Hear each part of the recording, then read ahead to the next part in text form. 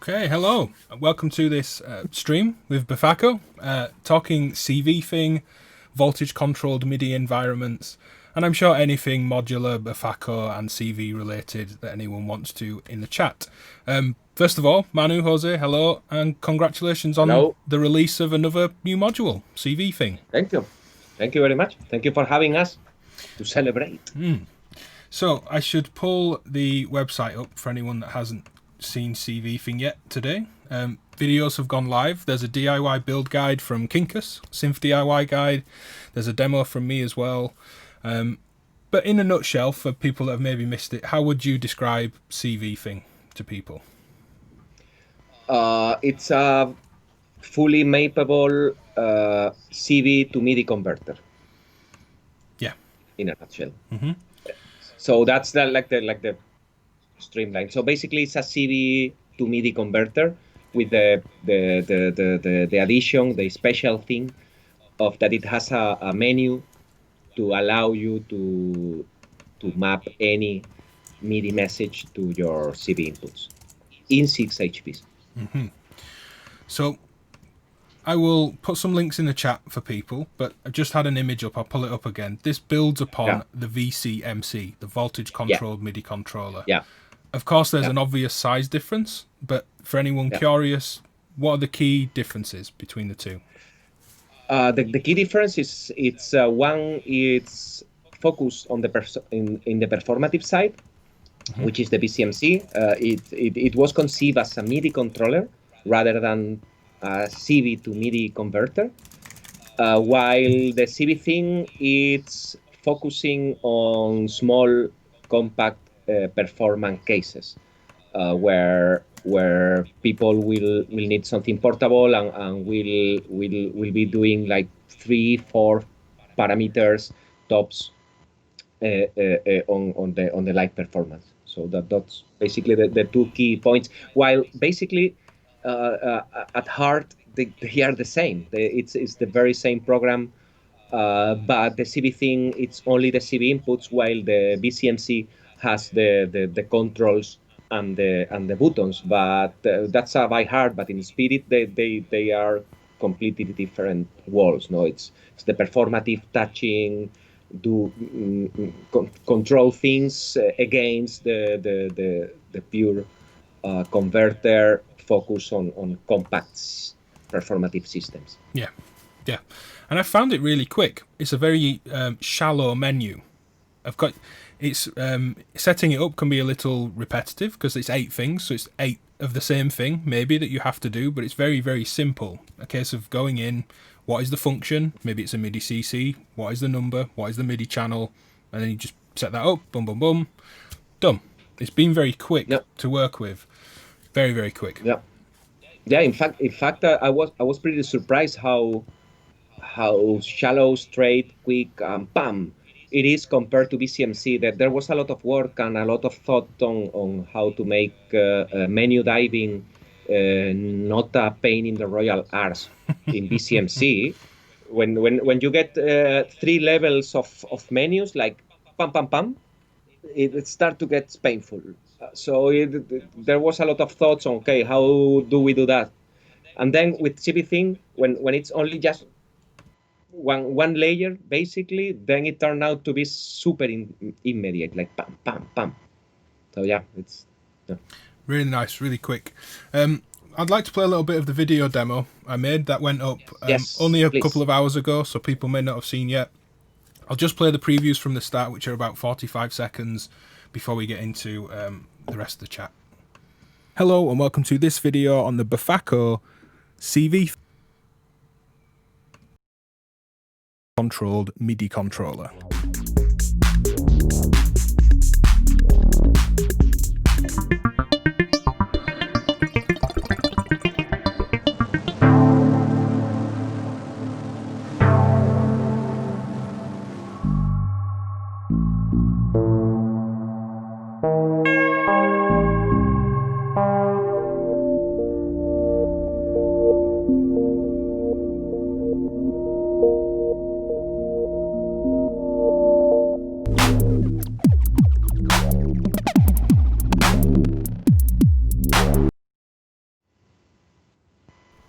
Okay, so the main thing for the video for me was to just make some examples really quickly, and it was very fast to work with.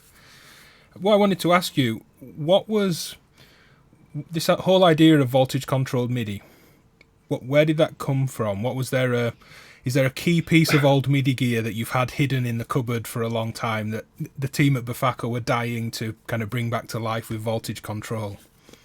Yes, but it's not that old piece of gear. So the original conversation on about this module, because in Befaco it happens quite often that an idea comes out of a plane trip where we spend hours and hours speaking or having beer. So the conversation was about the Octatrack. Okay. So back then, Diego, which is not today with us, Diego had his second or third crash on Octatrack. Diego has this turbulent relationship with Octatrack. He buys the Octatrack, he loves it, he prints the manual, he reads the manual all day, and then and sells it, and then buys it. I think he bought Octatrack 4 times. So there was this conversation when we were digging on the concept of the ultimate weapon on the synth, that we were talking. It would be super cool also because we thought, okay, an Octatrack needs to be there for the definitive setup, and it will be super cool from the synth to control the volumes of each track of the Octatrack and to control some other parameters. So that conversation was, I think that it was like the turning point on making this model happen. No, it was like, yeah. And then it was when you say, yeah, so what we need is a MIDI controller that it's controlled by CV, a voltage control MIDI controller. So we had like this super weird name on this super weird idea, and it was like, oh, this needs to happen. It's what happens so often, no? On these situations on instruments design. It's you might have an idea, but it might be crazy, but if you have someone close to you that tells you, yeah, man, sure, then it's on. So this was one of the cases, no? When we had like this crazy idea and we were like, wow, yeah. So so this was like the turning point, because the thing is that this module, all the programming, it's done by my brother Sergio, and he also did the programming of the MIDI thing. Okay, so is your brother part of Befaco, or is he just doing the code for these? No. He has his day job. He has his family, his life, a part of this. So he's a geek by heart.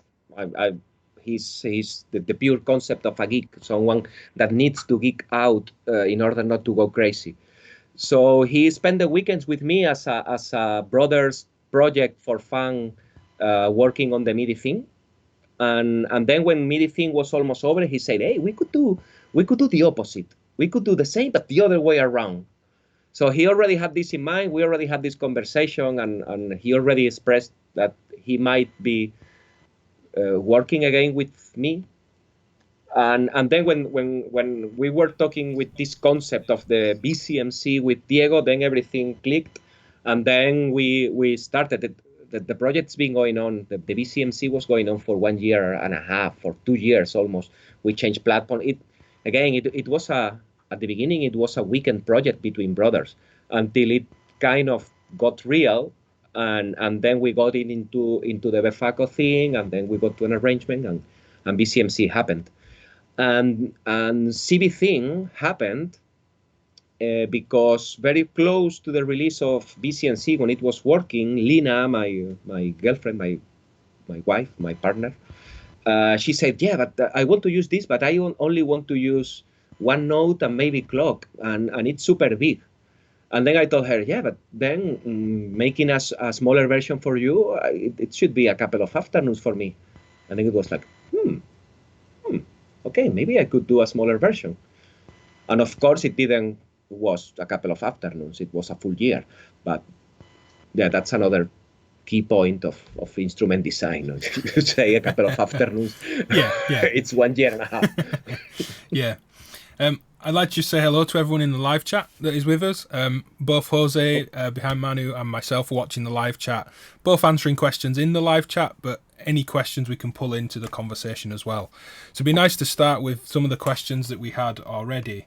There was one on the actual video that I saw earlier, which was from, let me scroll down, Ed Random asked, is the MIDI TRS a Churia style or Korg style? Talking about the two standards, the Type A and Type B for the TRS MIDI. It's the MIDI Association standard. Okay. I'm saying this because saying Korg and Arturia is like trying to choose between Papa and Mama, which is it's not fair. I mean, I really like Arturia and I really like Korg, and I'm choosing one between two of them. So what really made us decide for the Type A, like the Korg style, is that it was the MIDI Association recommendation. Of course, they are also recommending to use this weird little mini jack, but screw that. Okay, so some other questions that we'd had already earlier in the chat. If people want to keep asking away, I'll save the questions out and they will be asked before we finish. If not, fairly quickly when you ask a question. Michael Marsh asked about kits in the shop. Are they going up today, this weekend? CV thing is out today, right? Today, as soon as the live stream finishes, we will have everything up. Online, no? Online. It's not up yet? No. Okay. But yeah, we will have it. But if you go right now to Thonk, if you cannot wait, go to Thonk and buy it. Yeah. Production Sar asked, are they coming ready assembled? Yes. They are. I saw Control in Brooklyn had posted about them on Instagram earlier. Yep. Yep. So they yeah, it's everywhere. In fact, I saw someone saying, "Hey, I cannot calibrate my CV thing," and I'm wondering if it's out today. How do you have it? So yeah, some shops are already selling it. Mm-hmm. We had a question about latency.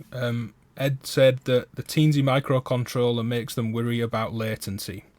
I'll speak to my experience with it. I didn't even think about it, and that wasn't because I was being careless. It's because in use, it didn't seem to be any issue at all. No. So it didn't cross my mind. No, Teensy, it's not the bottleneck here. Teensy, it's a monster of a microcontroller. So it's spending its life sitting on the sofa and from time to time doing something.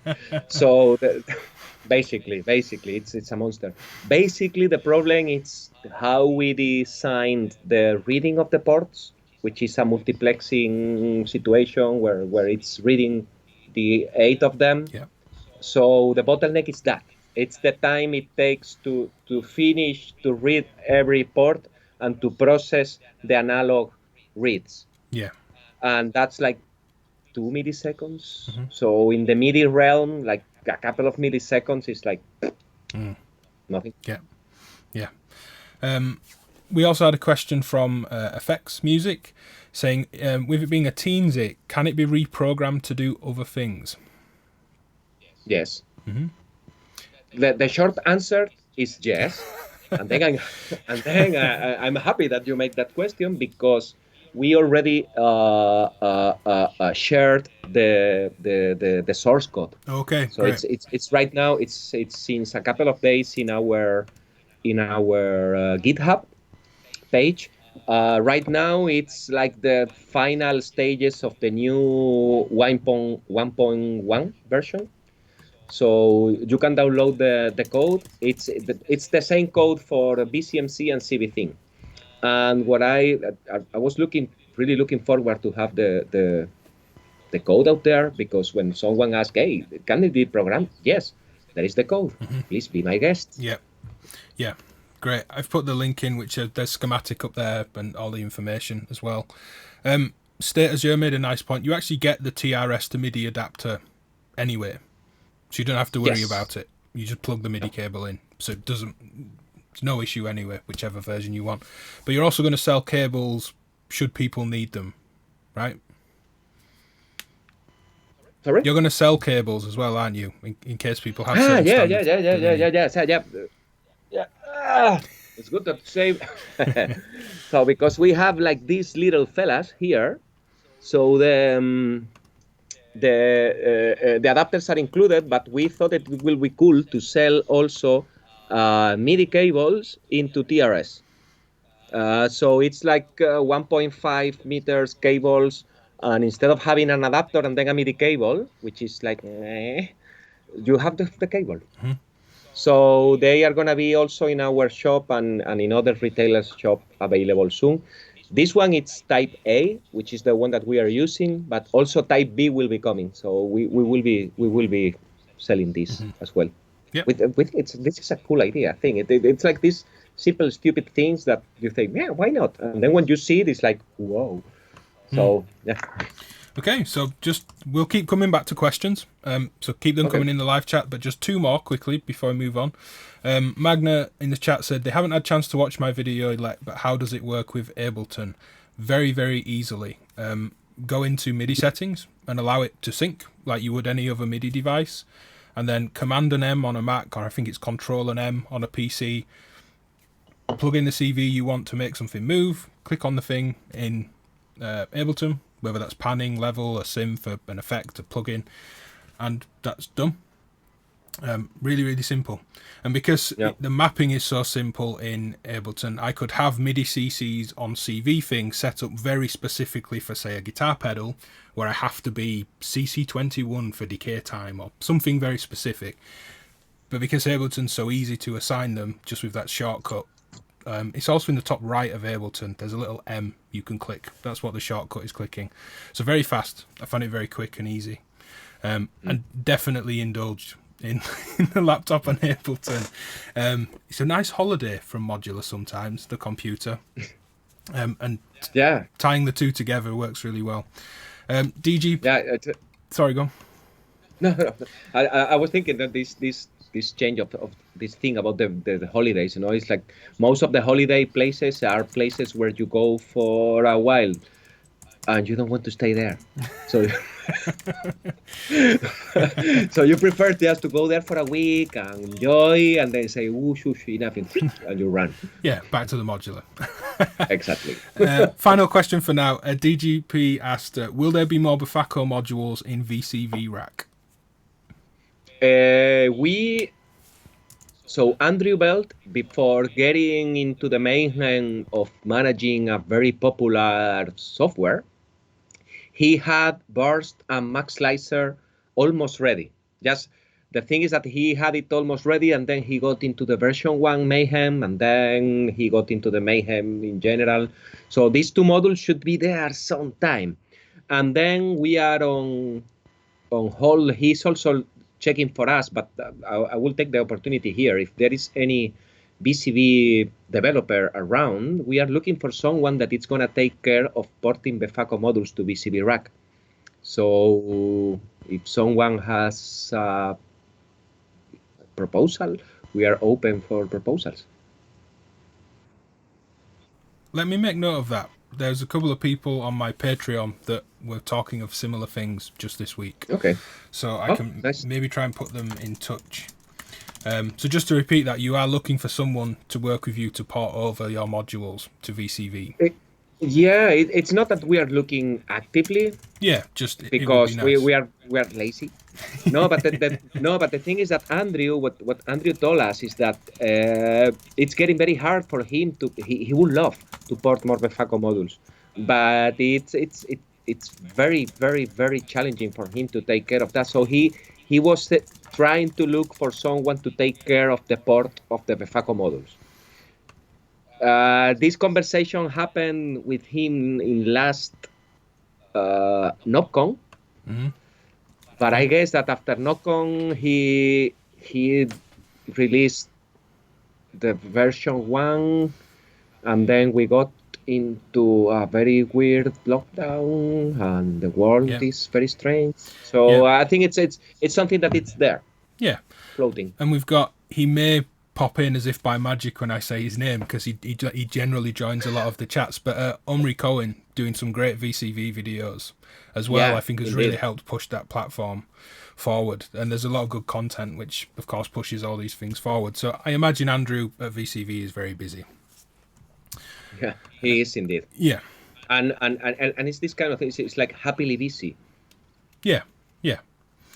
One thing I wanted to add, so Diego and the Octatrack was a kind of love-hate, buy the Octatrack, sell the Octatrack, get it back again, then tie that all in with the VCMC and your technology for voltage-controlled MIDI.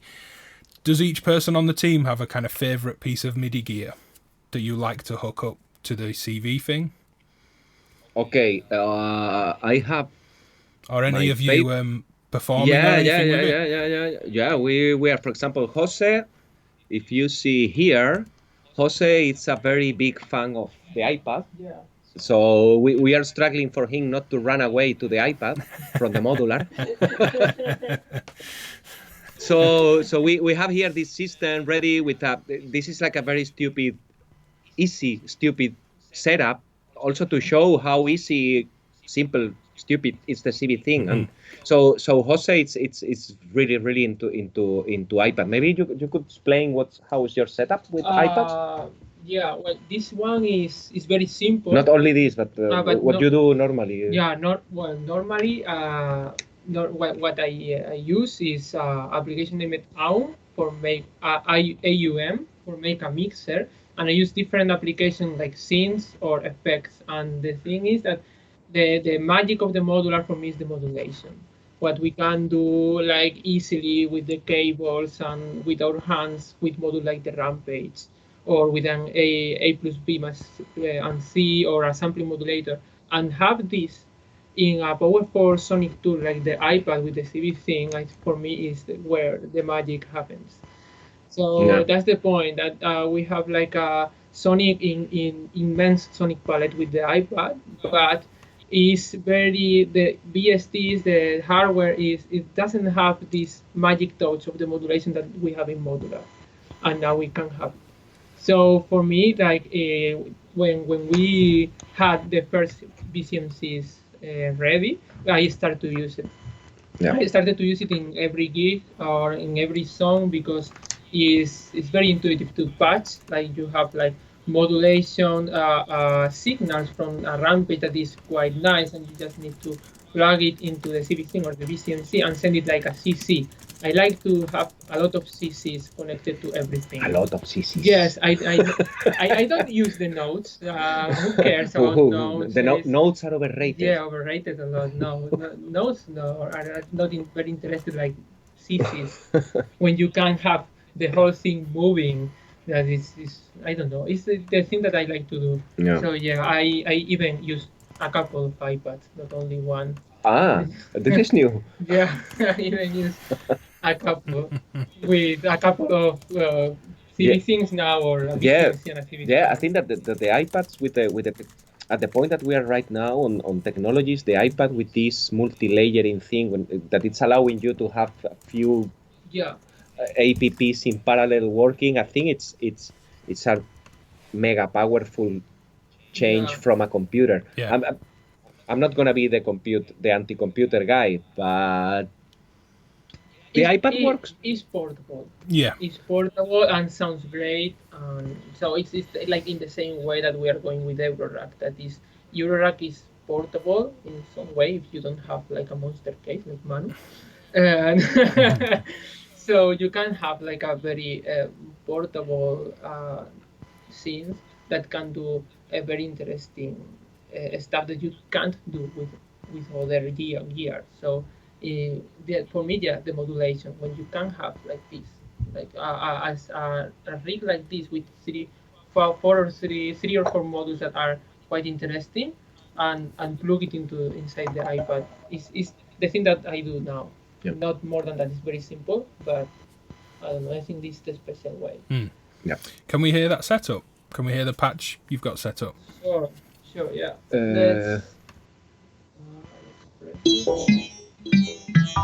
So it's like a basic sequence with a preset from Animo, But the thing is that if we want, we can, for example, send teases to the big crash, and if you can see in the camera, we can see how the bit crashing is moving. It's very simple, but now we have program change to plug it into a attenuator, so we can program change the thing. I think that program change is like the thing I like the most. Yeah.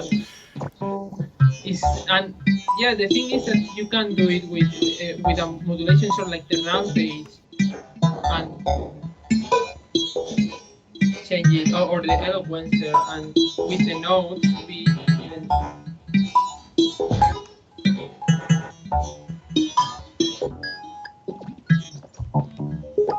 Yeah.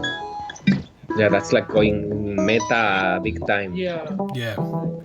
Or just big But drastic program changes that aren't too difficult to do. Big changes like that Yeah. could be potentially hard on a modular system. Yeah. Yeah, because the patch on this thing is quite dense. It has a lot of layers, so you are changing everything. Yeah, but something that I'm liking now is that this is not glitching too much. No, because it's powerful. It's powerful. The thing is that there are some machines out there that will glitch. So if you are having like this, so we have this envelope here, which is not super quick. It's not super stiff, but let's say that it's changing the programs at a reasonable speed, and the iPad it's holding up, and it's just changing, pam pam pam pam. There are other machines like the Virus TI, for example. Diego was trying to program change Virus TI, like, okay, so I want in every step a completely different setup of the virus. So in every step, changing the program, and the virus was like,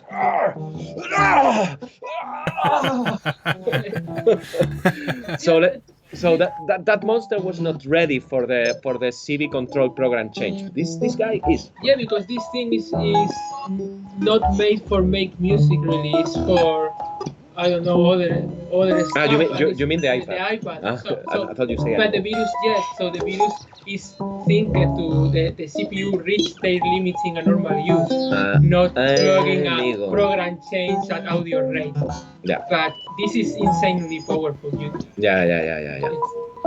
Yeah. In the other hand, you can see there. You can see the QY10. So that's like the other side of the Befaco team. That will glitch. Yeah. No. Oh, doesn't it? No, the other way around. No. The old MIDI gear, all these MIDI instruments, they will not glitch. So you can program change almost at audio rates, and the thing will do like.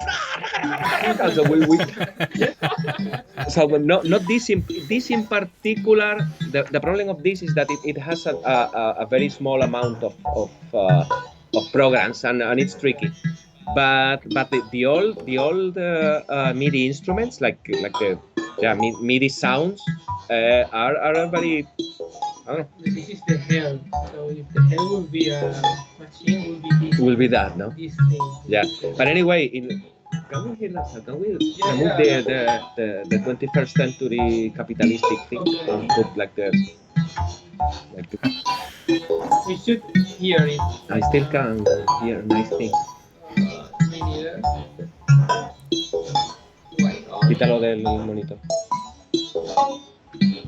No. Este de aquí. Oh. No, we don't have sound of the old. No, gear. just the iPad that's gone. It's totally Quack, broken. quack. Totally broken. Why not? Anyway, yeah. So we also have a video on our YouTube from a very old Yamaha modules. So it's very funny to see how these vintage crappy sounding MIDI instruments that are using like the MIDI sounds like piano, guitar, with some crazy modulations, the program change of course, and mingling with the rhythms, it's fantastic. It's fantastic. So that's our personal thing. But I think that the only guy in the team actually making music, it's this guy here. By the way, you can listen to his album in the Synth Vicious Bandcamp. We released his album as JJOS. Okay, JJOS. let me pull that up. I love the logo, the Satan unicorn. The Satan unicorn, it's always there.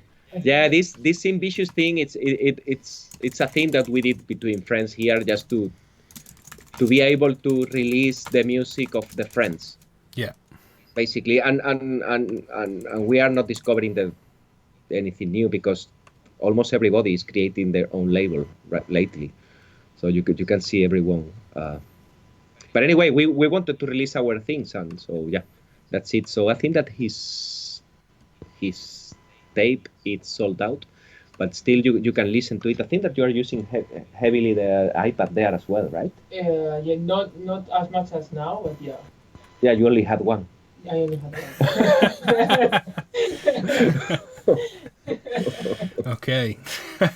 So just going back to the live chat, nice and active, people around. I think Logan Logan is going to put CV thing in his Surge. That would be cool. Okay. That'd be really cool. Okay. Yeah. Well, Befaco modules, you can bananize them easily, but Surge is gonna have like a size problem. So you can use the bananas, but maybe he's gonna need a bigger front panel. Yeah, there may be some cabling involved, but luckily Logan would know how to do it, of course.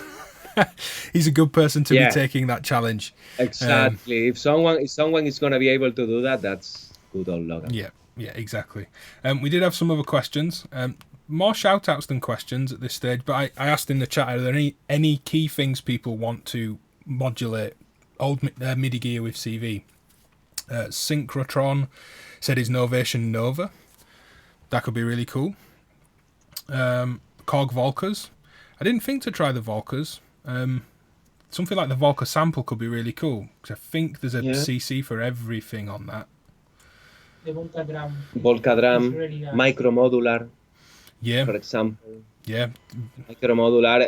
Basically, anything that it has a strong lack of user interface. You are giving the user interface with this CV modulation paradigm. It makes it modular, doesn't it? It ties it into patching into CV thing would make the Volker sample feel like patching into a module. A little bit disconnected, of course, but yeah. But the Volca drums, for example, you can get rid of the sequencer, and then sequence from your Euro rack, for example. So yeah, the Korg NTS1.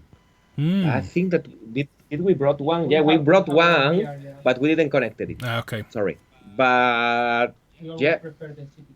Yeah, we prefer to I prefer to set up the shitty thing, the shitty Yamaha, rather than the fancy Korg. I love it. I love it, and thanks that we are on the same standard. Yeah. We can use a mini jack, stereo mini jack. Yeah. Which is very cool. I wanted to show that. So this is very nice as well. For the CV thing, because in the end, these kind of things, this, for example, in particular, for example, what's lacking? The crappy touching keyboard. You need to send the notes. You send the notes with a couple of inputs of the CV thing. Then you have the filter. Why not? A CC for the filter. Then you have a few effects. So you can have the amount of effect you are gonna have. So in like 1, 2, 3, 4, like 4 inputs of the CV thing. 6 inputs of the CV thing. You are gonna have like the full voice control, like the notes, like the filter. The VCA, I think that I'm not sure if there is a VCA CC mapping, but anyway, then you have the effects. Yeah. So this is very nice, and but I guess that we are talking here our own personal experience of with what we have tried. Luckily, this world is full of choices. So everybody is free to go to the chat and tell us, what about this and what about that? That's some of what And we've all had. that- Yamaha Yeah. MU50s, the Cheetah MS6 came up, the black box from 1010 Music. It would be great with the black box yeah. to add a load of Yeah. extra, well, 8 extra inputs to the black box would be great. Yeah, totally. There is another thing. Yeah, all that. This is a bit geeky, I will say, but anyway, there are some models out there that are starting to communicate between each others with I2C. Like all the monome ecosystem, Yep. the ER301. I think that's a very interesting thing that it's happening in the more DIY world, and in fact we will really would love for the CV thing and the VCMC to work with this I2C. Again, we are talking about that there are models there with like a million layers of parameters. And the ER301, it's a full computer in a model. So whatever it's providing you, like bless you. No problem. Like a user interface or added controls to your gear that it's lacking controls. It's fantastic. So yep. I won't keep listing every piece of gear someone mentions, but Analog Kid said the 1010-bit box Micro, the new one, you'd be able to play it polyphonically without kind of burning through its 4 to 5 CV ins it already has. Nerdseek runs on I2C as well. Yeah, seriously cool. A couple more general questions. We'll keep dipping into questions as I make notes.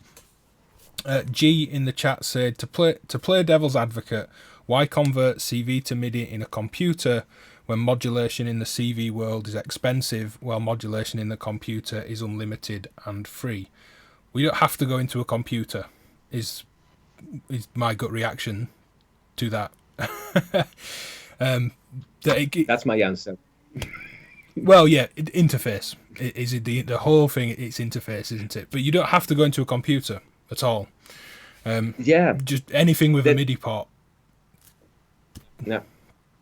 It's anything with a MIDI port. It's a computer or whatever. But what you say is that why bother if the computer has power enough to have all these crazy modulations? Yeah. And it's more funny. Of course, and it's funnier. No, it's we all find that this or the iPad. No, iPad doesn't have a mouse. You just touch it. But again, it's like you need to be changing screens always, and us that fell in love with this hardware world, we want to have all the knobs available. Yeah, and a really good point to that. Logan in the chat has said as well, you can't get the same type of controls via a computer, which is true. Max MSP, there's a lot of very good things now, but it's not. For example, you start mixing, ring modulating the two rampages against each other, offsetting them, playing around with it, all that kind of thing. It wouldn't be fun to do in a computer.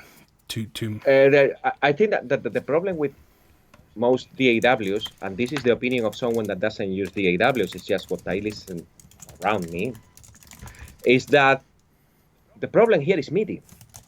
The problem here is that the parameters are controlled by MIDI, 127 values in the 21st century. No, like if you want to have a DAW that it's linking components between each other, for example, Ableton, MIDI. And if you want to get funky, Max for Life. I mean, in the 21st century, I have to say here, that Bitwig, it's actually doing a fantastic job on this kind of internal modulations on DAWs, making things ultra funny because they have the grid. So all the parameters are you can link everything to everything and put a modular system there in the middle and get your parameters in Bitwig controlled by LFOs and envelopes. So let's say that in this regard, I think that Bitwig is actually doing a fantastic job on getting things closer to this modulation mayhem. Yeah. Well, it's built from the ground up with that intention, isn't it? The integration is so much more seamless. Yes, exactly. With that, I know Matt Hodson, who people may know from his own YouTube channel, his music, and also been on Sonic Talk with Sonic State. Matt's a regular guest over there. He's got rid of a lot of his modulation for his live set, and he's just using Bitwig and having some communication out. I don't know if he's got communication back in. Maybe he has. Maybe this would be of interest to him, the CV thing. But just because he can get all that out, he can preset the modulation, which he's playing and produces tracks and music, so he can replicate sequences and songs to an extent with Bitwig, and then kind of play on the bits he feels is important to the live performance. And that's really nice to see with Bitwig. Yeah, indeed. They are going in the right direction. For example, they are also going on the surface touch way of doing things, which I personally don't like. The thing is, I personally don't like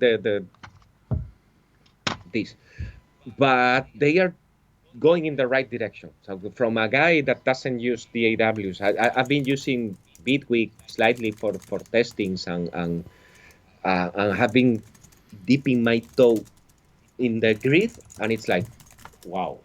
Diego is flipping out, for example. He's really enjoying it, and he's been an Ableton user since ever. Yeah. But these guys are. I guess that it's the thing of being like the second one. No, it's like you have the big guys, and the big guys are doing the big thing. Yeah. And then you need to do something very special to actually stand out, and I do believe that they are doing something special. Yeah, I do too. End of commercials. I will mention it's live. It's been spoke about in the chat right now, but some friends at the Colorado Modular Synth Festival are playing YouTube Tells Me in around 5 hours. So we may be sleeping in Europe, but it'll certainly be there to catch up with. I'll put a link to this. Hey, it's Friday. Come on. I'll put the link into the chat. The Colorado Modular Synth Festival. Unfortunately, I would have been over there right about now, or at least on by now. I would have been the day of the event. The real or in-person event, of course, isn't happening, so it's online, but definitely going to watch that back. Gerald in the live chat is performing, as are lots of other good people. The nice thing with YouTube is it is 7 p.m. MDT Mountain Time, which I think it'll be 8 hours from Central European time. YouTube will tell you when it is in your local time zone. As you can see for me, it says live in 5 hours. So clicking on the YouTube link generally on any stream is the most simple way of figuring out the time difference. But anyway, one other question that we did have, which is a really easy thing to answer, but good for people that may not realise. Effects Music said, can each CV input be on a different MIDI channel? Yes. Nice simple answer. They can all be different things. You could have 3 CCs, 2 volt per octaves, however you want to work it. Yeah. Start and stop messages, kind of anything you want, really. Kind of anything. And I don't know, maybe I had this conversation with Lupo, and he asked me about something that we didn't put. It's like this 14 bits CCs. So like MSB and LSB CC. So you have we have implemented NRPNs, which will allow you to high precision messages like 14 bits. But there is this other, like it's CC. I don't remember. I had the conversation with him. He made me that question, and I say like no. So anyway, it's virtually every MIDI message can be mapped, except those 14-bit CCs, which is a weird way of doing the things. Lucas in the chat, and maybe he can let us know, he's looking for some help getting the slew working with VCMC from the stepper acid to go to the Behringer TD3. Slew wouldn't pass through the stepper acid through the VCMC, because if you set VCMC or CV thing as volt per octave, it will be catching the note when the gate fires, and in MIDI it would be looking to be a pitch bend or a possible CC for slew or portamento time, whereas the stepper acid, which is the Euro Rack module, kind of bakes the slew into the volt per octave output. So that's not going to work, is it, through VCMC or CV thing? If you have a gate that fires and a note that's slewing... No, it will not work, no. No, because in MIDI that would be a whole different message and way of doing things. Yeah, the thing is that it's designed to work differently, and now that I'm thinking to do this in a nice way, so you could do like when the gate arrives, you say, okay, the gate arrives, you have the note, but then while the gate is up, instead of sending one note on and waiting for a note off to the note off, you could be waiting for the notes to go and do like pa pa pa pa pa pa pa, which I don't know. I think that this could be achieved with the notes mode. We have a mode on the CV thing as well, TVC and VCMC, while it will send a note on with a fixed time note off. So when the CV is changing and then gets to the threshold where the next MIDI note will be sent, it will send a new note on. Yeah, I think it could be done with that. It could be done with that. So you have you set it into the notes mode, and then you just plug a CV in, the stepper acid CV in. So when the stepper, I guess that the stepper, I don't own the module. I guess that the stepper acid is just doing like little curves on the CV while the gate is up. Yeah. So our notes mode, it's disregarding the gate, and it's just listening to the notes. So you could be having, this will be. But wouldn't the problem is MIDI. The problem is MIDI. Would it snap onto chromatic? Yeah, it would be. It would be like if you ran it would be the same if you ran the stepper acid output into a Euro Rack quantizer. It might slide up, but it would go. It would like slide up the keys or the available notes. It wouldn't be that smooth slew that you would expect on an acid type line. Yeah, that's true. Maybe it should be something around the pitch bend. So using pitch bend function in order to jump. So you are pitch bending until you get to the next note, change the note, and then keep on pitch bending. Because I'm not sure how it's set up, the pitch bend. I don't know how. If it's one full semitone, the pitch bend. So in that situation, using pitch bend, you could, but then you will need to convert that volt. You would need to have an envelope that was varying in amplitude for how far it was going to slew before it got to the next note. Like you say, if it always went up a semitone but it jumped an octave, it would be kind of straight. Might be really interesting. It might be really cool. But it wouldn't be the slew in an acid sequence. I don't know if my brother is listening. Sergio, are you listening? Can we do this? Is this doable? Can we put this on the next version? It could be. No, but the idea is very interesting because it will be like using the trying to find a creative way of using the pitch bend value, which is high resolution value, by the way, in combination with the volt per octave one. So it might be a nice way to implement glide on this, but again, we are talking about getting to the MIDI world. So I'm really not sure in the MIDI world how to do like a soft point. effect with if it's not with the pitch bend. Yeah. I don't know what that value is. I don't know the MIDI world well enough to just go, you would need to send it to this. You know, pitch bend is a defined CC, for example, so you could be playing around with that. But yeah, I'm more interested in this weird in between. Yeah. Truth be told, to me personally, it's just like, ooh, I wonder what that would be like. Because I really like running, as I say, sequences with slew and glides and bends through quantizers. Because then it's like a guitar neck or a piano where, presuming it's a normal fretted guitar, unless you bend the string, you slide up and down and it does go kind of stepping up the quantized notes. So that could be really interesting. Maybe you'll, Lucas, you'll start your own new genre.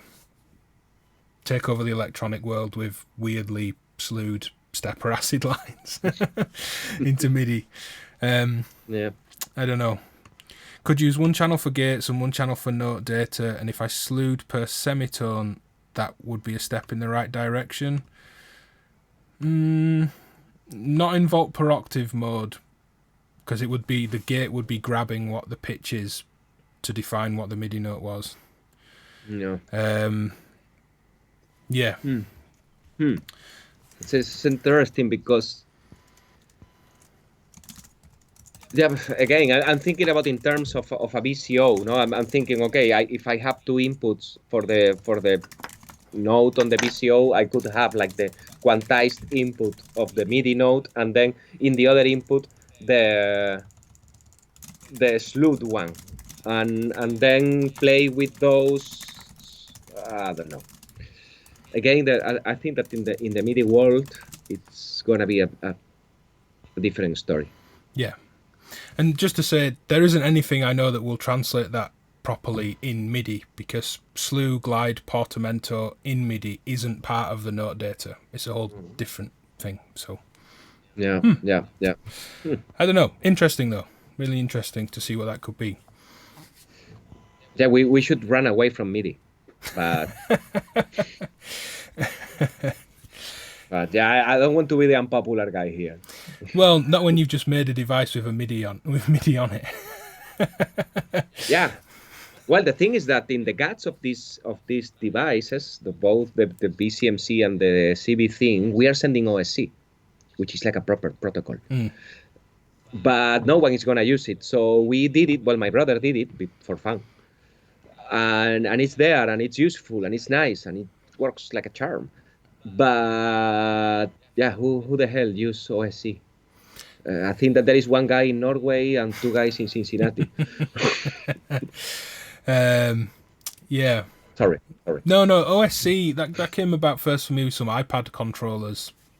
Yeah. Touch OSC being one of them. I think the Lima app, the Lima had its own whole device before iPads were a thing.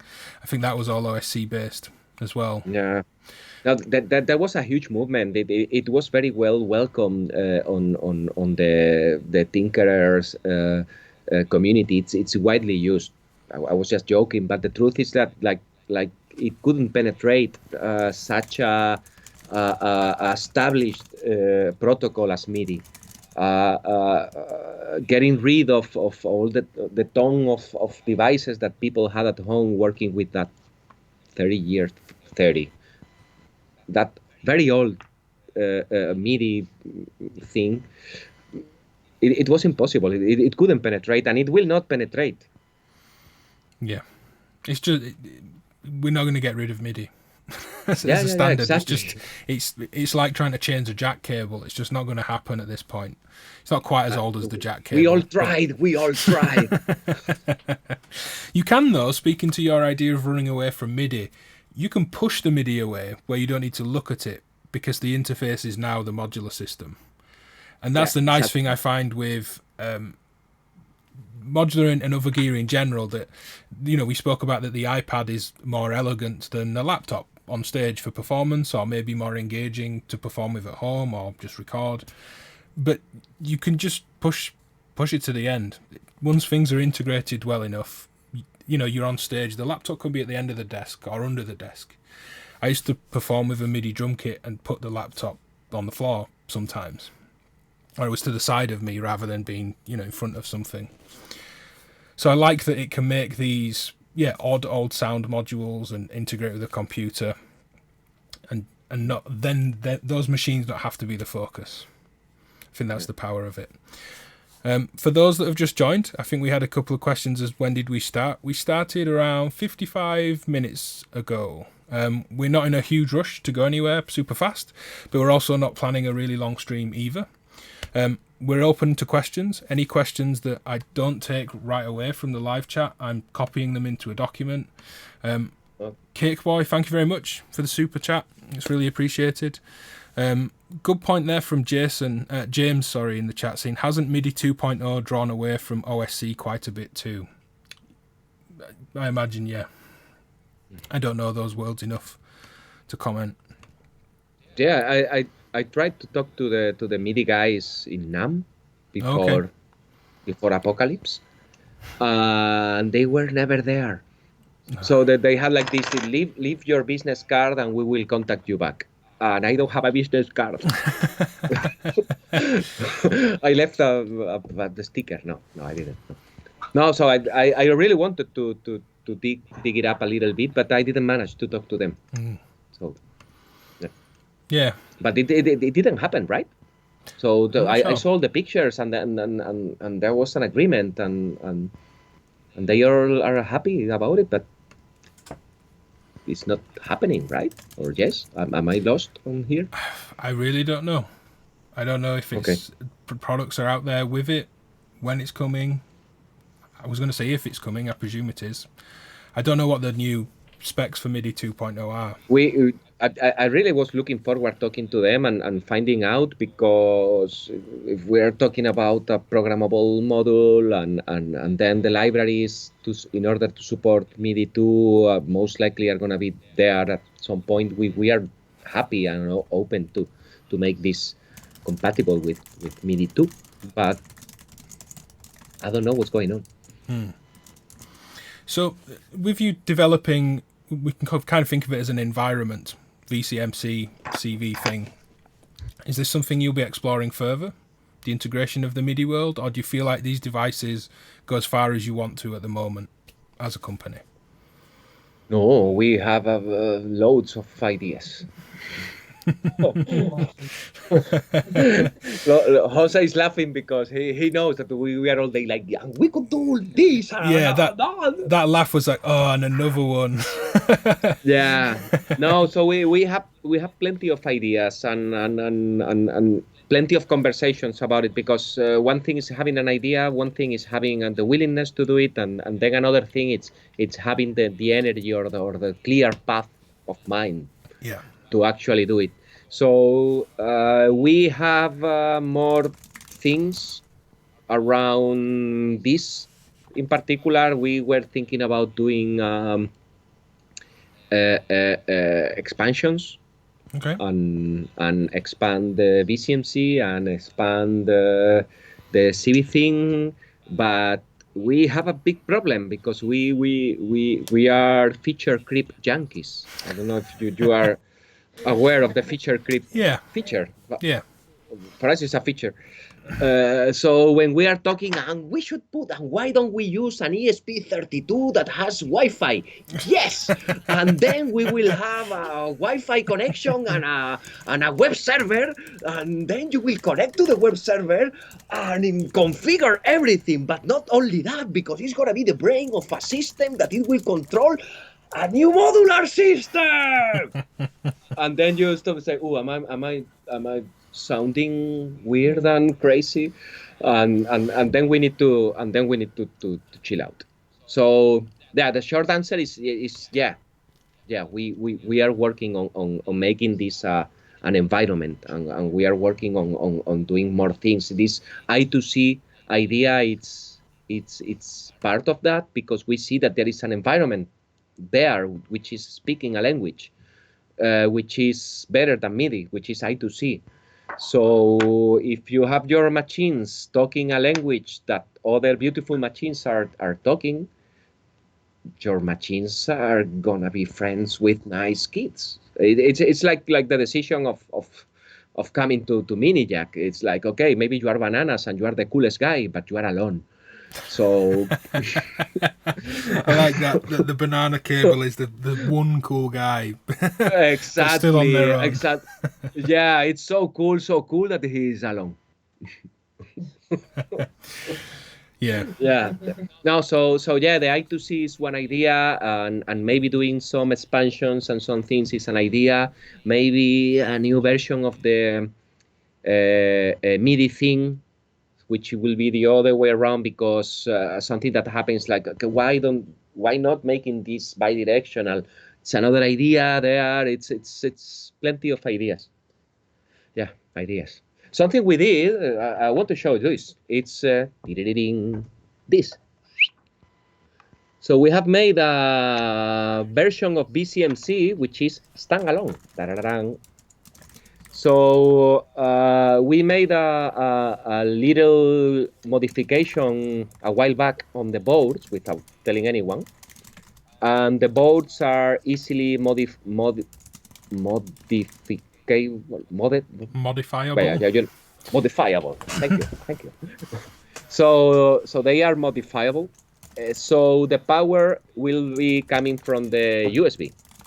So this one, if we plug it into the computer, let me see if I can connect it and not destroy anything, it will come to life. So what we have done, it's so we are gonna be publishing the modification and the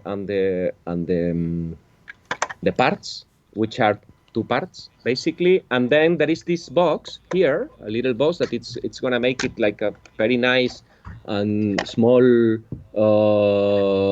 thing. It's a 3D printable case, so we are gonna have them available in our shop, and we are gonna be releasing the files to print them. Okay. So because 3D printed cases, selling this is gonna be expensive. I don't know if it's 40 euros, something like that, which is not bad. But for 40 euros, you can buy a 4MS pod, more or less. So we are gonna be offering it because 40 is not that much. But then we are gonna be offering the files. Yeah. So we think that this is gonna be very nice. It's having the opportunity to have a small portable MIDI controller. I think it's going to be nice. Will that take Synchrotron in the chat asked, will that plug into just any phone charger, just any USB power? Sure. Well, if you plug it to a phone charger, then you are going to be sending MIDI to your phone charger. Well, to power it, and then you'd have to use the MIDI, the DIN MIDI out, wouldn't you? Of course. Exactly. True. But yeah, I use an old iPad charger for any USB device. That's what I tend to use for power. Any power will do, and then it's protected, and then you will be using this. I was just being a jerk. Sorry. It's all right. That makes me think. Oh, if I MIDI control the plug, can I get some like Philips Hue situation where the whole house is controlled by the VCMC? Oh no! Well, like these devices that send the network through your electricity system. So you could be sending MIDI through electricity. That's another idea. Another question from the chat. Again, we are watching for questions. We'll either answer them right away or I'll copy them into my notes for shortly later. Michael asked, can we talk about loading the presets via Syzex? Can you walk us through that? Sure, we can. Okay, so yeah, basically what you can do, so then I'm going to talk about something interesting. What you will do with the MIDI thing, VCMC, so you can save your patches on the machine, and then you have an option to send a Syzex. So if you have a Syzex librarian, the Syzex librarian will get this Syzex file, and then you can store it on the computer. Then with that very same Syzex librarian, you can send it back to the VCMC, and the VCMC will tell you, hey, I have received a Syzex. and then you can save it. So let's say that it's a rudimentary way of doing things, but it's workable. It's quite needed for some users, because right now VCMC only have two banks of memory because of the size, blah blah blah blah blah. Only two. So if you need more, it needs to be C6. But Yeah. we are finishing a web-based configuring tool. In fact, it's already online and it's already visible. I have to say that it's not working fully. There are some little bits and pieces and that will not work fully. And in fact, it's gonna be only mostly compatible with version 1.1 of the firmware. So if someone that has a VCMC connects to this thing with version 1 of the firmware, something funny might happen.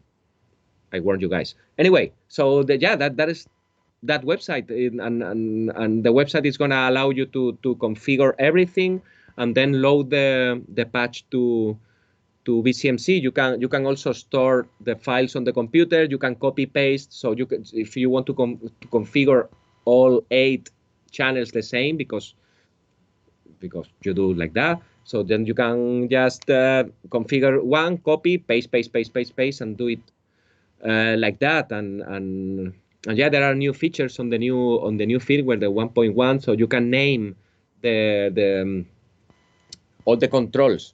So you, instead of having CV and fader, you can have cutoff, frequency, VCO core 1, VCO core 2, VCO core 3, for example. So when you are seeing the screen, you will not see just CV and fader, and you don't need to remember what you did. So you just see what you mapped there.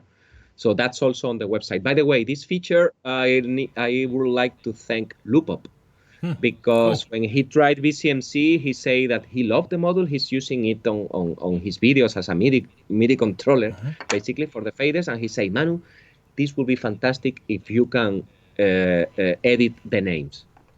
So we did it because of him. So yeah, I think that this is answering the question and then announcing something. So yeah, C6, it's doable. CV thing the same. We haven't done a website for to configure CV thing yet, because yeah, it's super simple. But eventually we will do something. So yeah, C6 is for someone that is C6 capable. It will work also, as far as I know. With the version 1 of the code for VCMC, there are big problems on Mac OS systems in order to save the C6. Due to the structure of the C6, Mac OS, cuckoo, go nuts. Smack. Yeah, with MIDI aux in Windows, this good old program that's been with us since ever, it works like a charm. But in Mac OS, But anyway, in version 1.1 of the code, which is in our GitHub, that is working. And then if someone wants to install the latest version from the GitHub, it will work with the website, which I think it's a fantastic change. Yeah. Well, what I'm gonna say, of course. Yeah. Question from Zizora. In an earlier live chat this week, they asked me to try and pronounce their username. I spelt it out through fear of getting it wrong. My accent and pronunciation is bad enough, so I'll have a go. Let me know how you actually pronounce it. Xixora. RA at the end. Anyway, he's making MIDI modules more fun than the usual Euro Rack stuff. Sorry, what? Is making MIDI modules more fun than the usual Euro Rack stuff? Yes and no. I think it's a Similar feeling? No, not at all. Not at all. Not at all. It's a completely different world. And the analog design and the digital design are two worlds. Analog design will get you in a very fun but frustrating world, while digital models will get you in a fun but frustrating world. So, well, basically, it's a different feeling. It's a different feeling. For example, in my case, I really like the digital ones because it generates a communication between the programmer and the hardware designer. Maybe in my case, it was nice because it was my brother, so it gave me the chance to do something with my brother. But yeah, when you are a kid, you play with your brother with your ball. But when you get old, you get kids and stuff, and you see your brother a couple of times a year. So this was a bit of a nice opportunity. But what I'm trying to say is that so because right now I'm working, I'm doing a couple of projects with Martin Klang from Rebel Technologies, and secret project.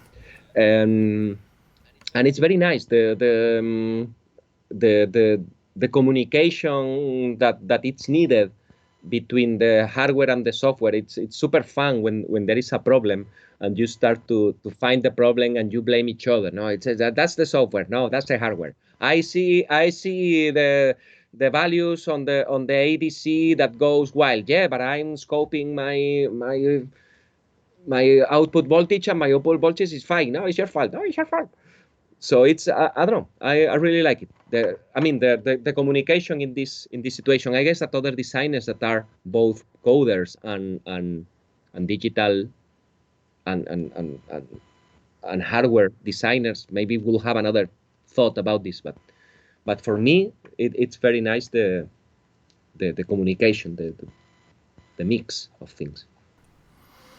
Also that I don't have the skills to do what, for example, Pascual is doing with all the analog gear that we are doing. I don't have the capacity of smashing my head against a proto board for weeks. I just lose my... Yeah.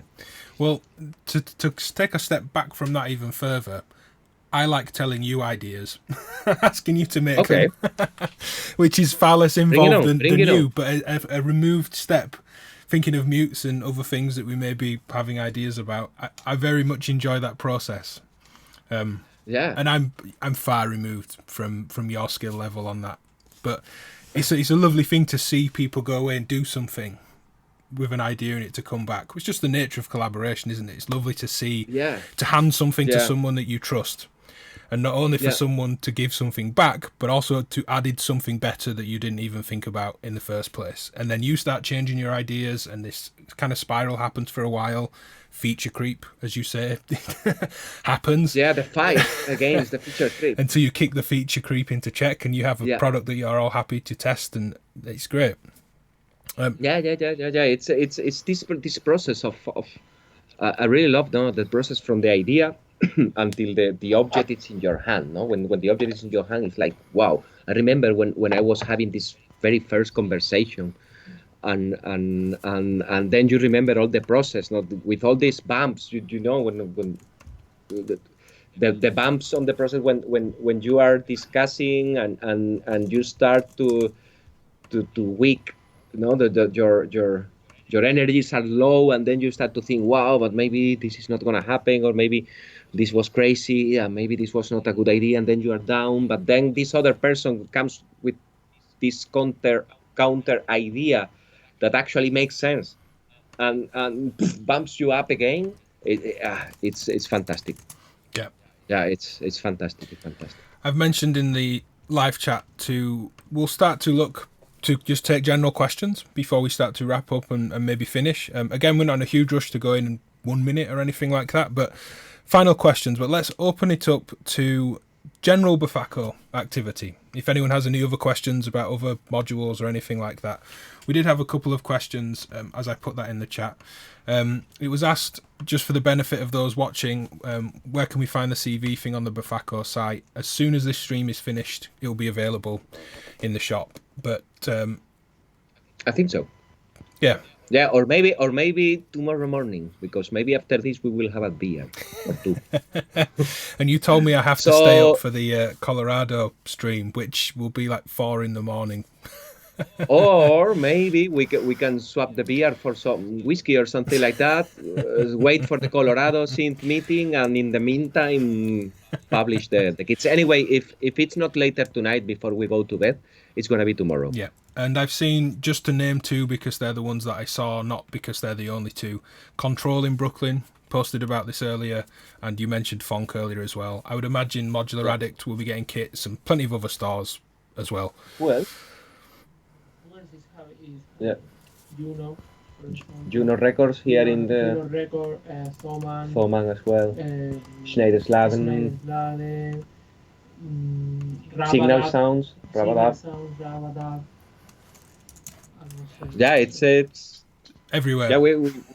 yeah, we are happy that people listen to us and trust, no, but because sometimes you try to reach out around, and people are like, meh, okay, but yeah, they did reply, which is good. So it's, I'm not gonna say it's everywhere in the world, but if you find in your favorite reseller, most likely it's gonna be there. Drew in the chat asked, do you have any other, quote, secret modules that you want to tease? Any other fun collaborations coming up? I'm sure you do, but is there any that you would like to talk about at this stage? You teased with working with Martin Klang. Of course, don't go into any information that you don't want to. Martin now it lives out there, right? You work. Yeah. You're both Yeah. in the hangar space. Yes. Martin, I don't want to get political, but Martin ran away from the UK Oh, it's an appealing for thing obvious to reasons. do. Yeah. When he did it, I was like, okay. Okay. Okay. So yeah, well, I guess it should be a mix. No, he and his wife, they have been living there for quite a long time.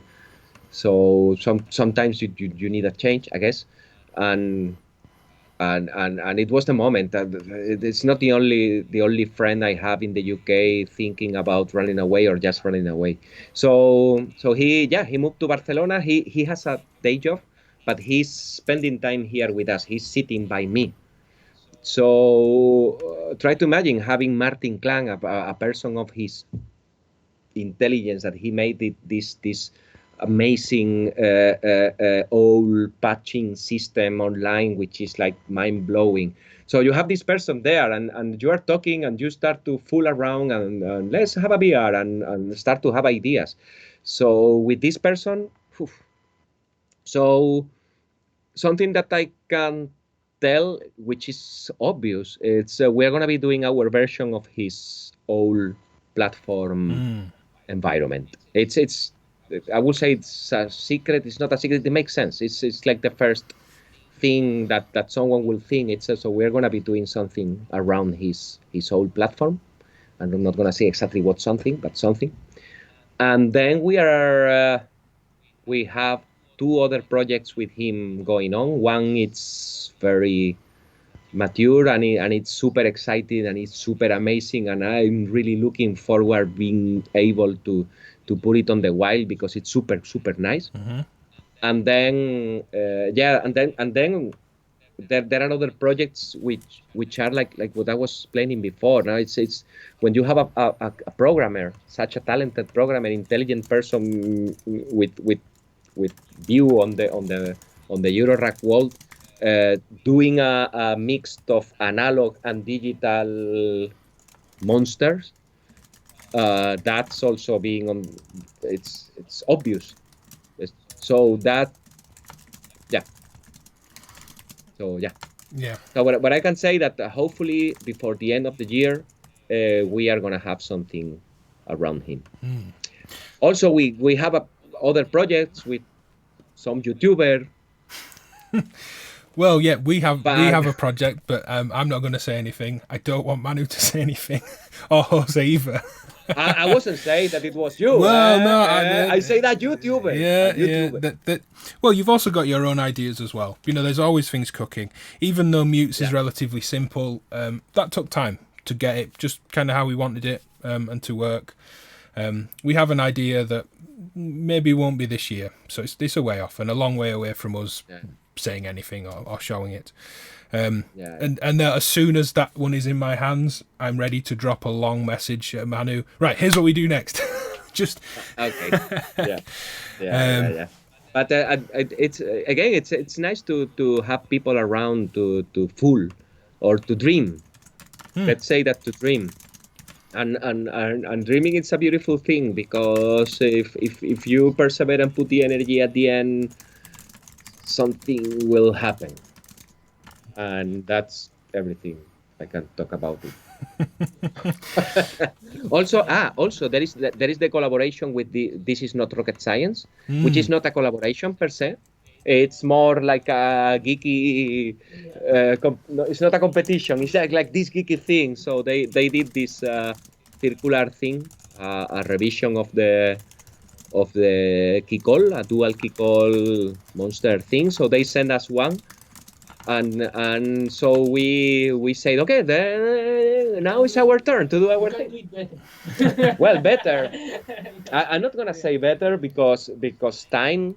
It's a ultra mega talented monster. Yeah. So trying to geek out that monster.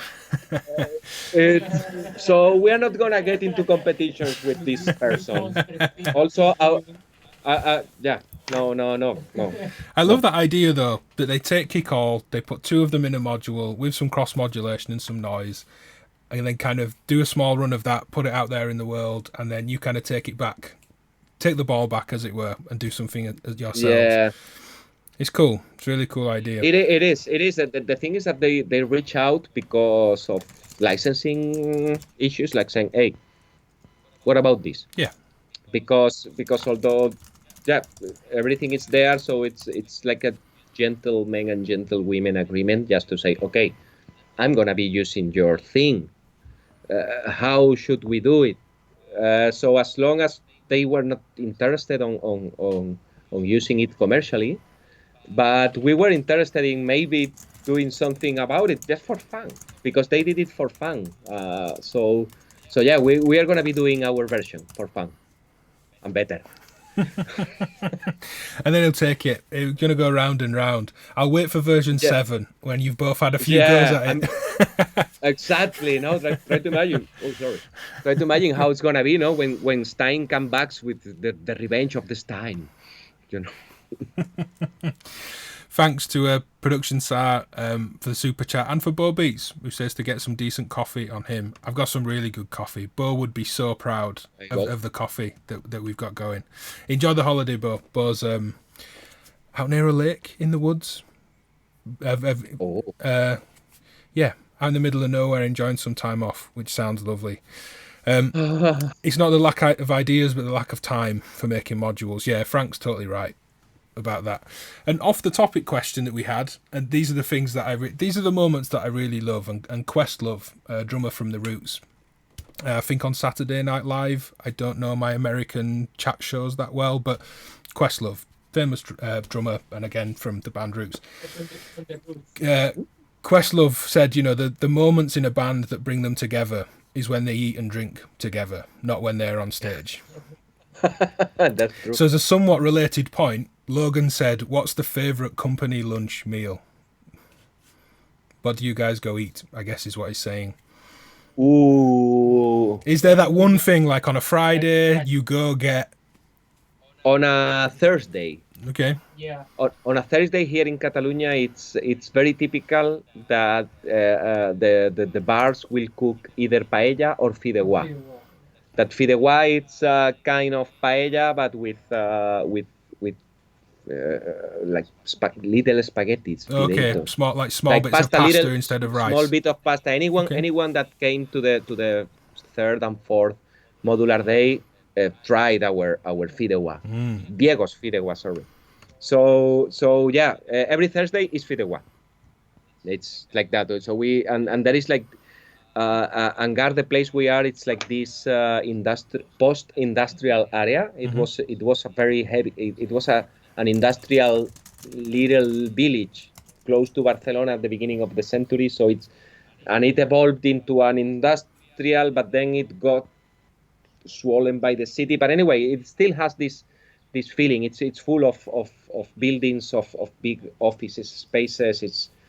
It's very nice. So it's full of bars for working class people, for workers. So you have like these affordable menus, like for 10 euros, you have like 3-course dishes with all the wine you can drink and dessert and coffee. So and you are there eating with these like people from the factory there or the workshop of the metal working, and so it feels very like so we go to have these meals like so often. But this is why we are putting some. Is that why? So I was going to say, is that why Soldering Thursday stopped? You'd eaten too much, you drank too much, you weren't safe to hold a soldering iron anymore. Although that maybe sounds silly, I'm sure many of you operate a soldering iron well under the influence. There must have been some late night beer and soldering sessions in the Befaco space. Yeah, we had a 24 hours workshop last year in Berlin. Yeah. So we had that again. So you have a crazy idea and someone tells you yes, and then you find yourself doing a 24 hours workshop and spending the whole night there soldering and yeah, people coming back next morning and we were still there. Good morning. So. Productions are asked, is the limited edition even VCO the same as the original, as it has a different panel? Is it just the panel that's different? Yeah. We had this collaboration with an artist, a good friend of us. It's Pocochis. So he designed these two panels and he made like 50 units in total. And I think that we still have a few left. They are. It was like a limited run, like 50 panels, all of them numbered and designed and signed by the artist. Go and get yours. I've put the website in. We'll call it a final call for questions. Again, I'm very happy for it to be anything Befaco related, modular related, not just CV thing, but of course. Super happy to be here, man. Nice. Thank you. Well, we'd have seen each other by now, and probably planning out coming over for the end of summer, which is all still in limbo. So we try our best to stay connected. And thanks to everyone. We're not finishing right this second again, but thanks to everyone that's joined us in the live chat so far. It's really lovely to hang with everyone. Even though the world is slightly opening up again, the community is still somewhat distant. We can't do the things that we would have been doing outside of normal work. It's been a really lovely, important thing to stay connected. It's really cool. Yep. I think we've had all the questions so far. So as I say, final call for anything. Yeah, talking about this like slightly open world, we think that we will be doing Modular Day this year. Okay. Similar time or later in the year? Later, like in October. Okay. Because let's say that we have had all sort of conversation. We are here in Angar in this artistic production center where it struck hard like this thing for all artists, musicians. It's hard for people not being able to show the thing that they do to actually earn money. It's it's tricky. So let's say that the idea is like, okay, we are all tense and we are all stressed that the coronavirus might come back, like we are getting out to the streets and doing things as never happened, and coronavirus is gonna be back, which might happen. That's true. So what we decided, we thought that we need to try to do things, of course, in the safest ways possible, like putting. And if in the end, when October comes or November, or If the situation gets wild and we need to cancel events and go back to our places, we will cancel events and go back to our place. But at least we are going to just plan it and try to do it safely. And if it's not possible to do it safe, we will not do it, but we will try. Yeah, yeah. Things that came up in the live chat, it was asked about XCV expansions. I think Jose replied to that, so not quite sure just yet. Bruno asked, any idea to make a modular video synth? I don't know if that was at me or you or us collectively. For me, no. The video synth world's not one I've explored, but I'm certainly interested. But I don't have ideas personally. This is something that pops out from time to time in the conversations, but no, there is nothing in the making. Yeah, not my world at the moment. The Sleepy Circuit Hypno looked really cool as an entry point to that, and then things like the LZX video and things like that seem like nice entries into the analog video world. But yeah, I'm not too sure. Yeah. What would people like to see? That may be a nice note to end on for people in the chat. What are you dying for in modular that you don't have? What would you like to see more of? Not to directly rip your ideas and go make a module, but I'm just curious. Bearing in mind there's a 20-second delay, so we'll be sat waiting for answers. What a question. I think that right now I have almost everything I want. I would like to have better radio music module.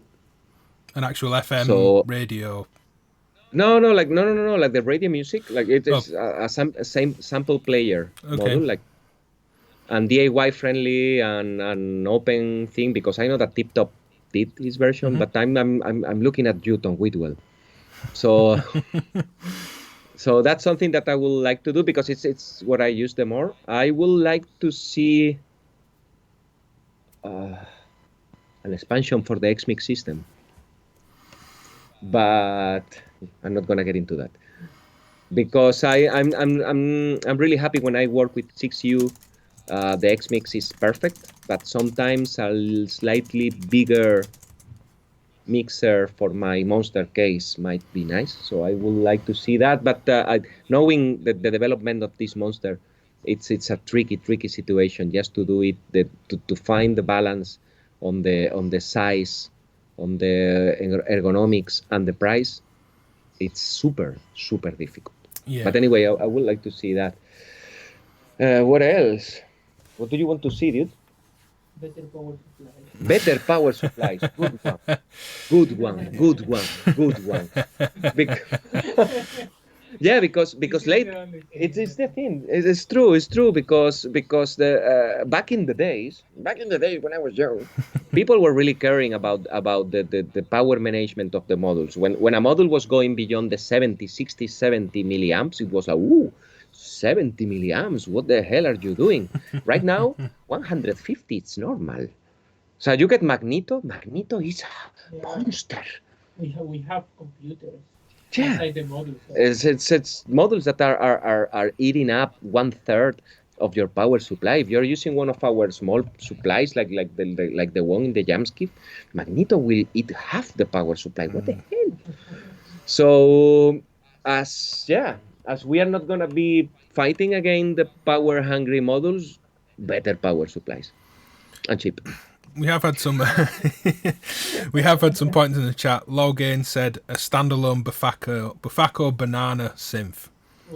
Ooh, come on. Okay, Logan, the time you and your lovely girlfriend move to Barcelona, we will discuss the situation. Known as doing a Martin Klang. If he does, that's what it will be. Logan will have done a Martin Klang. It will become a thing you can do. Move to Barcelona and sit next to you. Yeah, you see, no, we are luring intelligent people. Like, come on. More small utilities. Yep, absolutely. Utilities are the backbone of the systems. Yeah, utilities. Interesting VCAs, Drew said. Yeah, the last utility we built. Yeah, utilities. Miguel has a good one. Stereo mixer. Stereo mixer is a nice utility. ST Mix, yeah. Yeah, maybe making a new version of the slew limiter. That will be cool because our slew limiter it's looking old. So maybe a smaller version with like borrowing some capabilities from Rampage and putting it on a small 4 HP modules. Could be cool. That would be nice. Yeah. Miguel said the Maracol, the Befaco Maracas.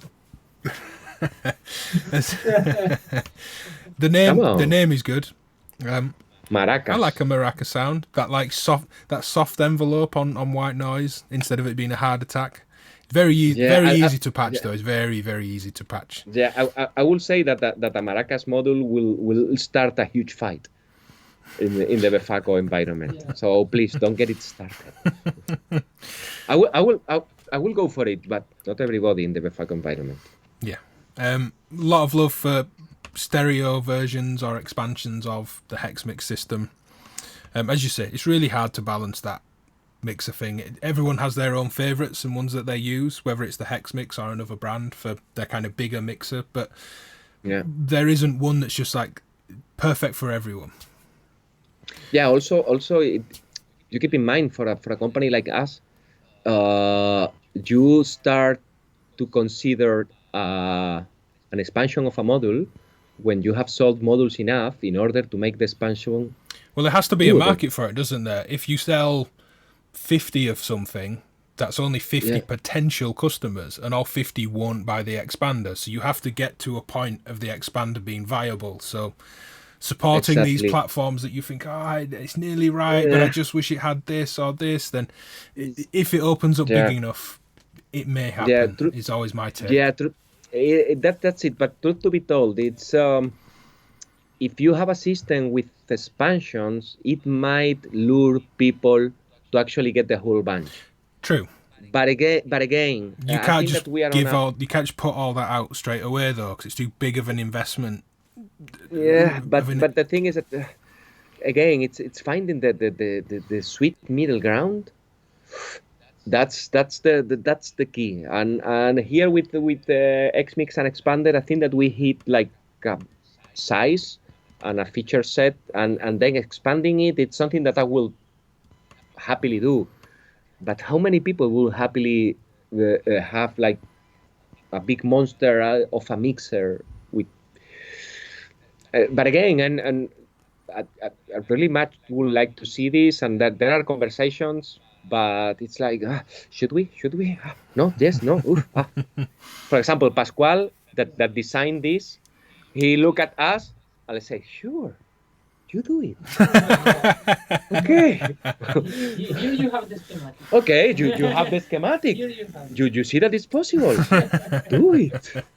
You should have seen this guy routing the X-Mix and then finding an error and routing it again. And then routing it again. And then again. And again. So, and if you see this monster and you see this guy routing the whole thing for 4 or 5 times, I understand why he said, okay, you want to do it? Be my guest. It was nice yesterday. We were taking a look to the layout of the X-Mix, and we were both and saying, oh, looks like a ramen. Or it's like a whole bunch. It's like a big spaghetti. So it's beautiful, and we dream about it, but it's difficult. Yeah. And it's like Logan says, it's impossible to please. Yeah, again, Logan in the live chat, it's like MIDI controllers, you can't find one that will please everyone. He does also say make a standalone mixer for modular levels. We maybe don't have to get into that now, but that would also be cool. Maybe going into the same direction of this. But for example, the problem of this doing a standalone, it's the power supply. So if you want to do like a proper power supply for a standalone unit, you need to do it yourself or to be very careful on the noises. So for example, for this, if we use a dirty, cheap power supply, it's not like a big deal because it's going to be converting to MIDI. But then for a standalone mixer with a standalone power supply without doing like a chunky thing like nyaka, and not having... that will be like the Sagrada Familia, I would say. I mean, someone that might like Logan might know, or anyone that it's been mangling with analog circuit really long enough, you know, the brutal pain that it is to do things right. Yeah. I mean, doing things is not that hard. I mean, routing a PCB, copy pasting a schematic and making a casing and doing things, that's doable. But then do it right, like no crosstalk, like no noises, like the EQs are gonna be proper, like the pan is in the center. Stupid details, like the pan is in the center. That So if we are gonna be adding the power supply to all this situation, because at least in Eurorack you can blame the power supply. Yeah, always. Always. You always can think power. A few people wanting an Orca module. I don't know the Orca system that well. That the monome interfaces? Yeah, in that environment there is an Orca interface. Orca is fantastic. It's pretty well used on the live coding environment. Also, that's something we are really interested, because door by Befaco we have a top lab group, which is a live coding group worldwide. The top lab, it's top lab everywhere. So we have a top lab Barcelona, and they are there. So we have been talking. Lina, my wife, it's part of top lab. So I have the live coders at home. So there are big conversations on how to actually put these two worlds together, and because if there is something crazier than the modulation that you can get on the synth is an algorithm. So like and the beauty of one line of algorithm and do like click, and then the line of algorithm do something super quick, it's beautiful as hell. So there are conversations and trying to find a sweet spot where to mix it. That would be fantastic. And there are a lot of conversation, there are a lot of projects. We have been checking MicroPython, for example, as a live coding interfacing in order to generate voltages and control a synth. We have been looking into many things, and if I keep talking, then I will talk about one of the projects we are working in. Yeah, so and I will not. don't. But anyway, let's say that's a fantastic question, because in order to find a way of mixing the worlds and keeping the interface and not selling out, but I don't know, if you have a keyboard and a screen, so you have a module with a screen, and then you are using a keyboard, and then the module with the screen is going to output voltages. So are we losing the gesture of the modular itself, or there are some concerns there that yeah. It's a personal thing, isn't it? And if that just isn't of interest to you, that's fine, because it's not to diminish it for those that do like that. But I think it becomes a personal thing of like, where is the heart of the company and the people there, and that's going to dictate what you explore or don't explore. Yeah, definitely. The thing is that, for example, with this Befaco thing and then having top lab there, for example, that's the key thing. It's how Befaco will approach one of these projects. Is okay, yeah, but then we're going to be releasing a module, and all the work and pain of releasing a module. So it needs to be wanted by the Eurorack community. The top lab people, they have a different approach, which is super nice, because there is no commercial thing involved. They are more on the arty part. They are more on the investigation side of things, academic, I will say, even. So they are more interested on the breakthrough of the idea or the mix or the new interface, like the nine, the new instruments. But so it's very interesting just to have like this mix, because for them it's just like writing a paper, let's say, like finding this combination and proving proof concepting it. Yeah. I don't know if that's Yeah, proof all of right in concept English. stage, yeah. Yeah, rather than then when we talk, it's like, yeah, but then we need to put the effort, the resources, and it needs to be economically viable. So then the conversation gets weird. Not weird, but divergent. While there is the ideas and there is like the what will make this world a better and beautiful place, or what will enable people out there to keep on thinking and dreaming in different things. In our perspective, we need to think on the side of, okay, but people will need to buy the model. Yeah, of course. So, but it's very interesting. It's very interesting. Yeah. And I stopped talking. Well, that's all the questions from the live chat. If people have any further questions, leave them in the comments. If I can't answer, I can certainly pass them on to Befaco as well. Do check out the Synth DIY Guy build video. I've put that in the chat a couple of times as well. And my demo for CV thing, I'll put the links in as we close out for anyone that's watching this back, if you want to grab the links from the live chat. Any closing messages? Anything you'd like to finish on? Thank you all everyone. for allowing us to share this almost 2 hours of your life. Thank you, Ben, for having us and supporting us and believing in us. Thanks for coming. And thank you everyone for the love. I mean, these are crazy ideas, and you seem to like it. So thank you. No, thanks for joining us, and same again. Has been nice. We've been receiving a lot of love messages in the chat during the whole. Yeah, I did the messages last time, and it was super nice just to spend some time with you guys and replying. So now Jose had the time to. So it's very nice to see how the people. You're great, guys. You're great. We love you. Really. Yeah, thank you for everyone joining us. We'll do another one. I'm going to try and keep these streams up around new releases, and even after the world becomes somewhat more normal again. It's a nice thing to do. We can't connect that often.